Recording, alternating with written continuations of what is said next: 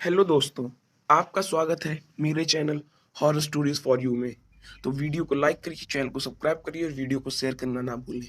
तो चलिए चुनते हैं आज की पहली कहानी। आज की पहली कहानी है एक भूतिया मैदान के बारे में।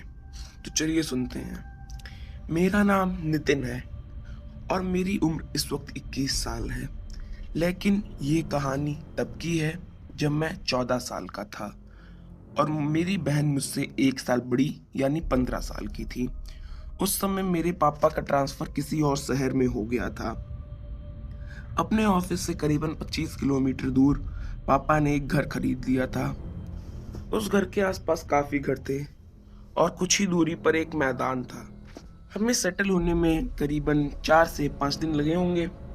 सेटल होने के बाद मैं और मेरी बहन रोज शाम को उस पार्क में खेलने जाया करते थे। लेकिन शाम के 6 बजे से पहले ही वहां पूरा सन्नाटा हो जाता था। जो एक दो आदमी दिखते थे वो भी शाम के 7 बजने से पहले ही निकल जाते थे, क्योंकि किसी ने ये बात फैला दी थी कि वहां एक भूत रहता है। और कई लोग तो यह भी कहते थे कि उन्होंने उस भूत को देखा है। लेकिन हमें और हमारे परिवार वालों को इन बातों पर विश्वास नहीं था। वो मैदान हमारे कमरे से साफ साफ दिखता। एक दिन की बात है, हम लोग खाना खा के अपने रूम में बैठे ही थे। तभी मेरी नजर उस ग्राउंड पे गई। उस ग्राउंड में बेंच पर कोई बैठा था। तो हम लोगों ने सोचा 7 बजे तक सब चले जाते थे, कौन बैठा है आज यहाँ पर।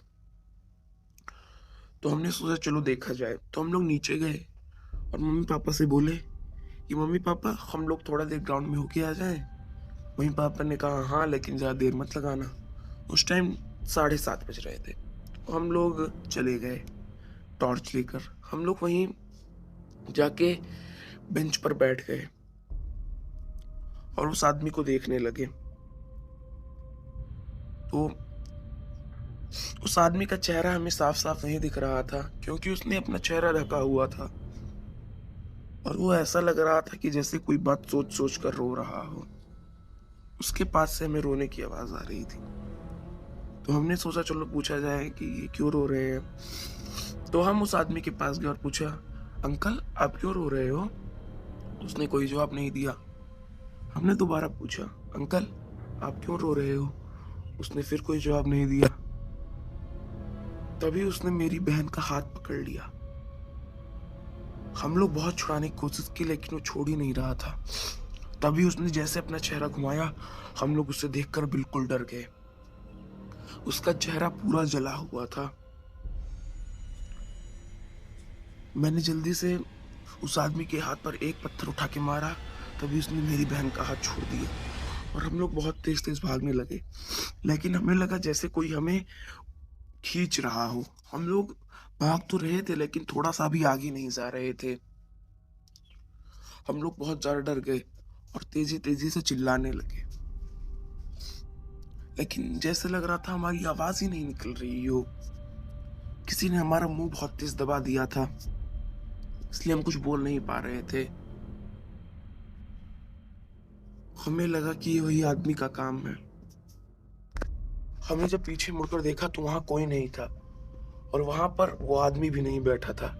जैसे हमने आके देखा, वो आदमी हम लोग के आगे ही खड़ा था और बोल रहा था, तुमने मुझे क्यों जगाया।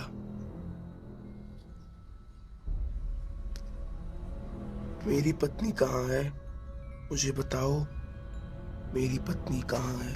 थोड़ी देर बाद जैसे हमें लगा कि किसी ने हमारा गला छोड़ दिया और हम लोग बहुत तेज तेज चिल्लाने लगे, बचाओ बचाओ। यही आवाज सुनकर आसपास के सभी लोग हमारे पास आ गए। सभी ने पूछा क्या हुआ क्या हुआ। हमने सबको ये बात बताई। थोड़ी देर बाद हमारे मम्मी पापा भी आ गए। तो हमने उनके पास जाकर रोने लगे और हमने सारी बात बताई। तो आज उन आदमियों ने हमारे मम्मी पापा से कहा कि हमने आपको पहले ही कहा था कि इस ग्राउंड पर किसी को आने मत दिया करिए। उन्होंने बताया कि यहाँ पर एक आदमी का घर था।